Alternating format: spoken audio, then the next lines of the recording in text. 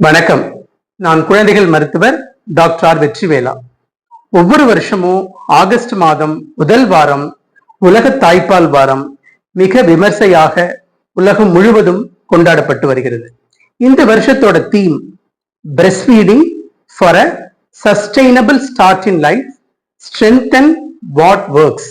தாய்ப்பால் ஊட்டுதல் வளங்குன்றா வாழ்க்கையின் ஆரம்பம். தாய்ப்பால் ஊட்ட ஆதரவளிக்கும் அமைப்புகளை பலப்படுத்துவோம்.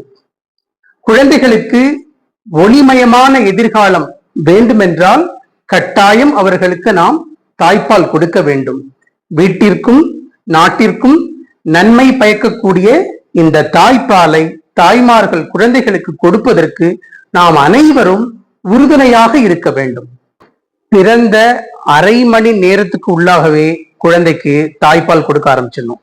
அது அறுவை சிகிச்சை மூலமா பிறந்தாலும் சரி, சுகப்பிரசவமா பிறந்தாலும் சரி, பிறந்த அரை மணி நேரத்துக்குள்ளேயே குழந்தைக்கு தாய்ப்பால் கொடுத்துடணும். அதே போல 6 மாதம் வரை கட்டாயம் தாய்ப்பால் மட்டும் குழந்தைக்கு கொடுக்கணும். 6 மாதத்துக்கு பிறகு தாய்ப்பாலோட சேர்த்து வீட்டு உணவுகளையும் 2 வயது வரைக்கும் குழந்தைக்கு கொடுக்கணும்.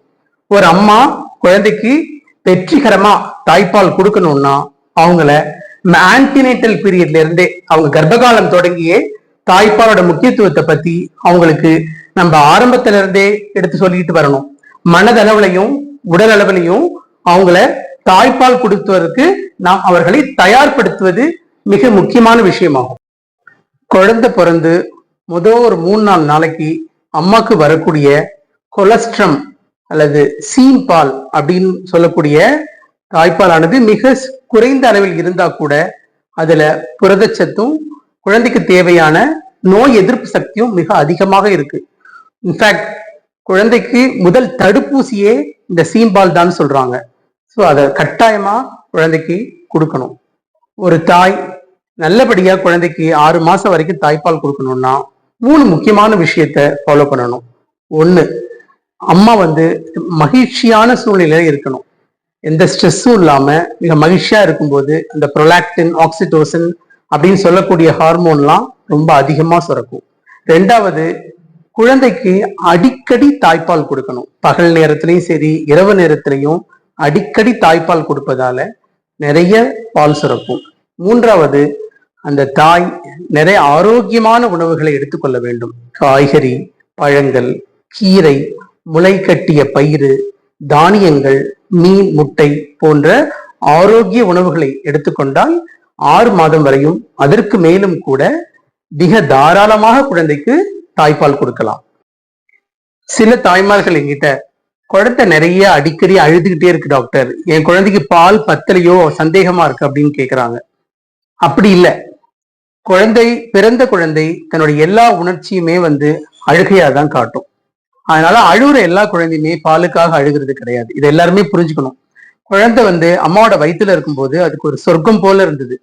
ஸோ வெளியில வரும்போது ஒளி, சத்தம், இறைச்சல், இது எல்லாத்தையுமே குழந்தை அடாப்ட் ஆகிக்கிறதுக்கு நாள் எடுத்துக்கும். ஸோ அதனால எல்லா உணர்ச்சியுமே குழந்தை அழுகையா தான் காட்டும். எனவே அழுகிற எல்லா குழந்தையும் பாலுக்காக தான் அழுகுதுன்னு தப்பா புரிஞ்சுக்க வேண்டாம். வீட்டுல உள்ள பெரியவங்களும் குழந்தைக்கு பால் பத்தல, வேற பால் கொடுக்கலாம் அப்படின்னு சொல்ல வேண்டியதில்லை.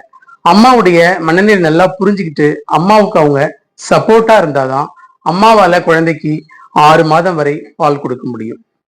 வேலைக்கு போகும் தாய்மார்கள் கூட தங்களுடைய குழந்தைகளுக்கு கட்டாயமா தொடர்ந்து தாய்ப்பால் மட்டும் கொடுக்க முடியும்.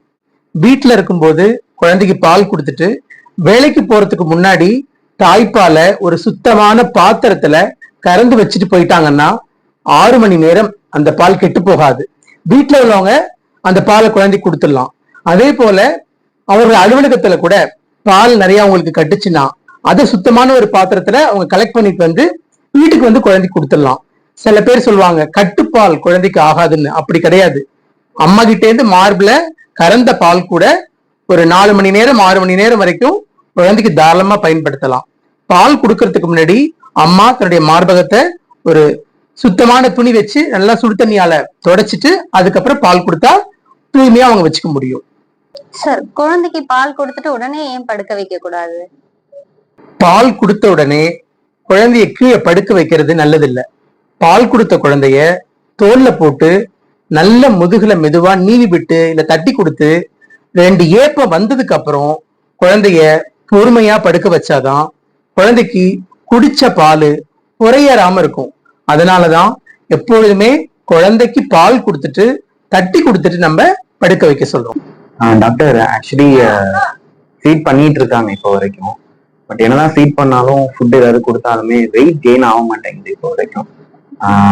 அதுக்கு ஏதாச்சும் டிப்ஸ் ஏதாவது நீங்க சொன்னீங்கன்னா கொஞ்சம் யூஸ்ஃபுல்லா இருக்கும். சில பேர் கேக்குறாங்க, தாய்ப்பால் கொடுக்க கொடுக்க குழந்தையோட வெயிட் குறைஞ்சிக்கிட்டே வருது, வேற ஏதாச்சும் எக்ஸ்ட்ரா பவுடர் கொடுக்கணுமா அப்படின்லாம் கேக்குறாங்க. இதுக்கு நான் என்ன சொல்வேன்னா, எல்லா குழந்தையுமே பிறந்து ஒரு 10 நாளைக்கு இயல்பாவே எடை குறையும். அதுக்கு அப்புறம்தான் கொஞ்சம் கொஞ்சமா எடை கூட ஆரம்பிக்கும். அம்மா நல்லா குழந்தைய மார்பிள பொருத்தி நல்ல பால் கொடுத்தாங்கன்னா நிச்சயமா குழந்தைக்கு மெதுவா வெயிட் கெயின் வரும். ஒரு நாளைக்கு 20-25 கிராம் வரைக்கும் மெதுவா எடை ஏறிக்கிட்டே இருக்கும். குழந்தைங்களுக்குன்னு ஒரு அளவு இருக்கு, அந்த அளவுக்கு தகுந்த மாதிரி எடை ஏற்றம் இருக்கும்.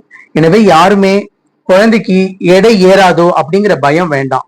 ஒரு குழந்தை நல்லா எடை ஏறுது, தாய்ப்பால் நல்லா குடிக்குதுன்னா அந்த குழந்தைக்கு உறக்கம் நல்லா இருக்கும், எடை அதிகமாகும், சிறுநீர் கழிக்கிறதும் எப்போதும் போல இயல்பா இருக்கும். எனவே தாய்ப்பால் கொடுக்கறதுனால குழந்தைக்கு எடை ஏறும், ஆரோக்கியம் அதிகப்படும், மூளை வளர்ச்சி நல்லா இருக்கும், எதிர்ப்பு சக்தி அதிகமா இருக்கும் என்று எல்லாருமே புரிஞ்சுக்கணும். ஹலோ டாக்டர், குழந்தை அழுகுறாங்க, நம்ம பால் கொடுக்குறோம், பால் கொடுத்ததுக்கு அப்புறமும் அவங்க அழுகுறாங்க. ஸோ அவங்களுக்கு வயிறு ரொம்பிடுச்சா இல்லையாங்கிறத நம்ம எப்படி அனலைஸ் பண்றது? சில தாய்மார்கள் கேட்கறாங்க, என் குழந்தைக்கு நல்லா வயிறு நிறைஞ்சிருச்சான்னு எப்படி எனக்கு தெரியும் அப்படின்னு சொல்லிட்டு. நான் என்ன சொல்வேன்னா, அது அம்மாவுக்கே தெரியும். பால் கொடுக்கறதுக்கு முன்னாடி அவங்க மார்பு நல்லா கனத்து பால் அதிகமா இருக்கும். குழந்தை ஒரு 15 நிமிஷம் 20 நிமிஷம் முறையா பால் குடிச்சதுன்னா அவங்களுக்கே அந்த மார்புல பால் குறைஞ்ச ஒரு தன்மை தெரியும். அதை வச்சே அவங்க குழந்தைக்கு வயிறு நிறைஞ்சிருச்சுன்னு தெரிஞ்சுக்கலாம். அதே போல தொடர்ந்து கொடுக்கும் பொழுது குழந்தைக்கு எடை அதிகமாயிட்டே இருக்கும், அதே மாதிரி சிறுநீர் கழிக்கும், நல்லா உறங்கும். இதை வச்சு குழந்தை அவங்களுக்கு வயிறு நிறைய பால் குடிச்சிருச்சா அப்படின்னு சொல்லிட்டு அவங்க கண்டுபிடிச்சுக்கலாம். சார், குழந்தைக்கு எத்தனை மாசம் வரைக்கும் தாய்ப்பால் கொடுக்கறது? குழந்தைக்கு எத்தனை வயது வரைக்கும் பால் கொடுக்கலாம் அப்படின்னு கேக்குறீங்க. என்ன சொல்வேன்னா, எல்லா குழந்தைகளுக்குமே முதல் 6 மாதம் வரை தாய்ப்பால் மட்டும் கொடுக்க வேண்டும். 6 மாதத்துக்கு பிறகு தாய்ப்பாலோட சேர்த்து வீட்டு உணவுகளையும் எல்லாமே 2 வயது வரைக்கும் கொடுக்கலாம். அதுக்கப்புறமே அம்மாவுக்கு கொஞ்சம் கொஞ்சமா தாய்ப்பால் குறைய ஆரம்பிச்சிடும். அந்த குழந்தைக்கும் தேவை அதிகமா இருக்கும், தாய்ப்பால் மட்டும் பத்தாது. மற்ற உணவுகளோடு தாய்ப்பாலையும் சேர்த்து கொடுக்கும் பொழுது குழந்தையோட ஆரோக்கியம் மென்மேலும் சிறக்கும். எனவே 2 வயது வரைக்கும் தாய்ப்பால் கொடுக்கறதே மிகச் சிறந்ததாகும். Hi doctor. டாக்டர், தாய்ப்பால் கொடுக்கறதுனால மதர்ஸ்க்கு என்ன மாதிரி பெனிஃபிட்ஸ் எல்லாம் இருக்கு டாக்டர்? தாய்ப்பால் கொடுக்கும் தாய்மார்களுக்கு ஃபியூச்சர்ல மார்பக புற்றுநோய் வராது அப்படின்னு உண்மையா அப்படின்னு கேக்குறீங்க. 100% உண்மை. மார்பக புற்றுநோய் மட்டும் இல்லாம ஓவேரியன் கேன்சர் அப்படின்னு சொல்லக்கூடிய சினை புற்றுநோய் கூட அந்த அம்மாவுக்கு வராம இருக்கும்.